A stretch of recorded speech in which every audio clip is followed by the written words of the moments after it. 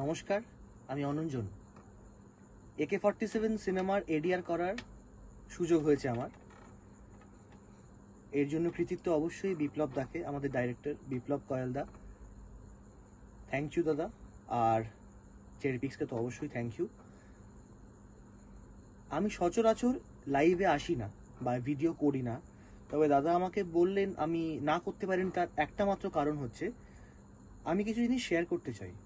এই ধরনের cinema, AK-47 যে ধরনের সিনেমা হতে চলেছে, এই ধরনের সিনেমা প্রথমত এটা খুব কম বলবো না কি বলবো, যে বেশ অনেক দিন হয়ে গেল হয়নি এইরকম অ্যাকশন সিকোয়েন্স। কেন বলছি এরকম অ্যাকশন সিকোয়েন্স? অনেক সিনেমায় অ্যাকশন সিকোয়েন্স ভালো, কিন্তু এইরকম অ্যাকশন সিকোয়েন্স তার অন্যতম কারণ হচ্ছে ক্রাউড। শুটিংয়ের সময় আমরা প্রচুর ক্রাউড রেকর্ড করি। ক্রাউড রেকর্ডিং করার পরে একটা 8x8 বা 10x10 ঘরের মধ্যে সেই সিনটাকে রিক্রিয়েট করা ইজ নট আ জোক। সেই রকম একটা পরিবেশে দাঁড়িয়ে বিপ্লব দা রোজ এভরি সিঙ্গল ডে আমাদের ডাবিং চলেছে। বাই দ্য ওয়ে, আজকে আমাদের ডাবিং শেষ হয়েছে, আমরা র্যাপ আপ স্টেজে আছি এখন, আজকেই শেষ হয়েছে ডাবিং।